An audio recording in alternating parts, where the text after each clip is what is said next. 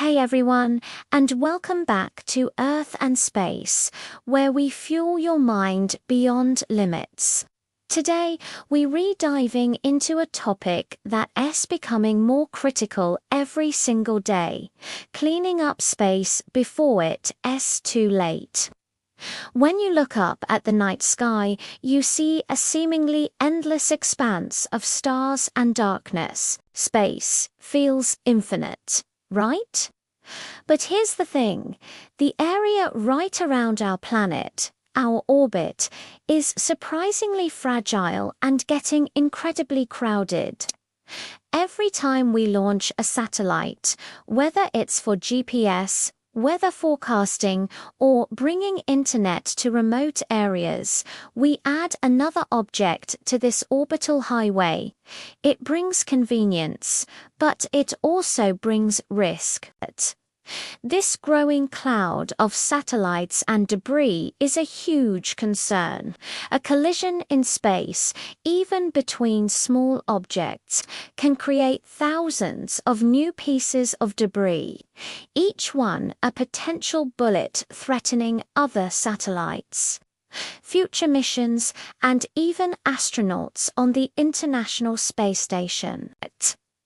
This chain reaction scenario is known as the Kessler syndrome, and it's something scientists have been warning about for decades.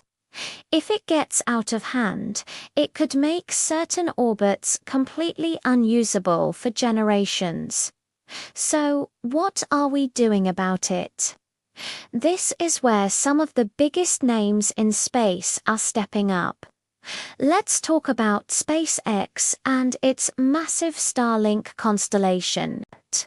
They plan to have tens of thousands of satellites in orbit to provide global internet coverage.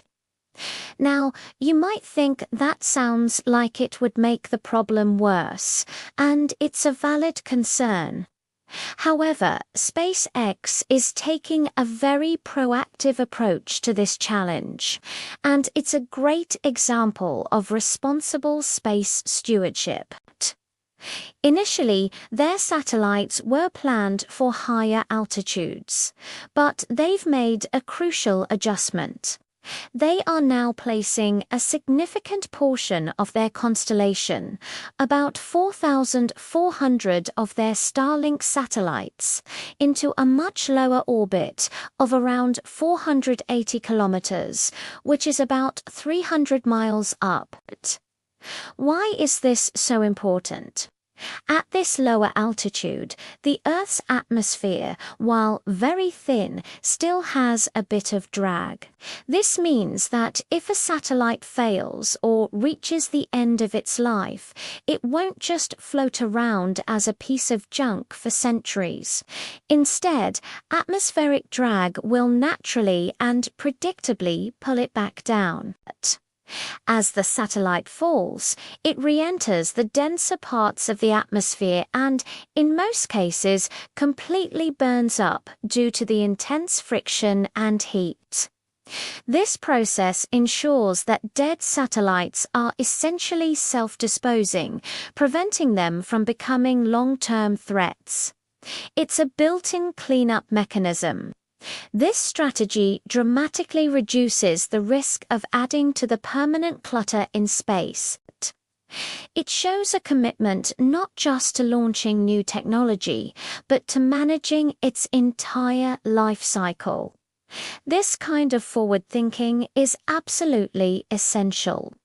The future of our activities in space, from scientific research and exploration to the commercial services we're starting to rely on, depends on keeping our orbital environment safe and sustainable. It's not just about who can launch the most or build the biggest rockets. It's also about who can operate with the most restraint and foresight. The responsibility doesn't just lie with one company. It's a global challenge that requires international cooperation, clear regulations, and innovative solutions for actively removing the debris that's already up there. We're seeing exciting new concepts for this, from space nets and harpoons to robotic arms that can grab and orbit old satellites. The decisions we make today will determine whether future generations look up at a sky full of opportunity or a junkyard that's too dangerous to traverse. SpaceX's move to lower orbits is a positive step, demonstrating that innovation and sustainability can go hand in hand. It sets a precedent for other satellite operators and highlights the growing awareness within the industry that we must protect this precious resource. The cosmos is our final frontier, and it's up to us to ensure it remains open for exploration and discovery. What do you think about this approach to managing space debris?